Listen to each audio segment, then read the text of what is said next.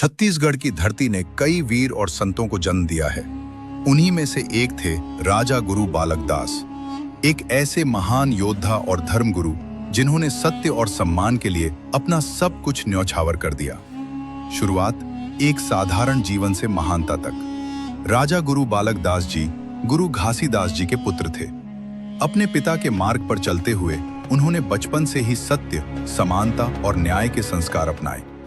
वे केवल एक संत ही नहीं बल्कि एक निर्भीक नेता भी थे जो अपने समाज के अधिकारों के लिए खड़े रहते थे। समाज की रक्षा का संकल्प उस समय समाज में अत्याचार और भेदभाव बहुत बढ़ गया था। सतनामी समाज के लोगों को दबाने की कोशिश की जा रही थी।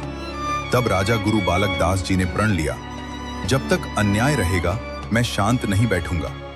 उन्होंने लोगों को एकजुट किया और उन्हें अपने अधिकारों के लिए लड़ना सिखाया। साहस और संघर्ष।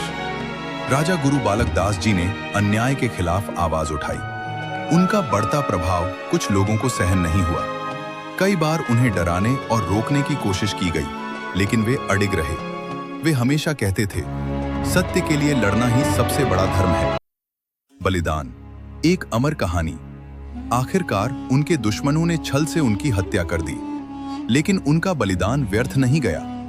उनकी शहादत ने पूरे समाज को जगा दिया। लोग और भी मजबूती से सत्य और समानता के रास्ते पर चलने लगे। अमर विरासत। आज भी राजा गुरु बालक दास जी को साहस, बलिदान और न्याय के प्रतीक के रूप में याद किया जाता है। उनकी कहानी हमें सिखाती है कि सत्य के रास्ते पर चलने वाला कभी हारता नहीं, उसका नाम हमेशा अमर रहता है।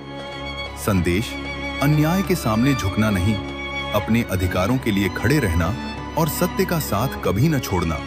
यही राजा गुरु बालक दास जी की असली सीख है।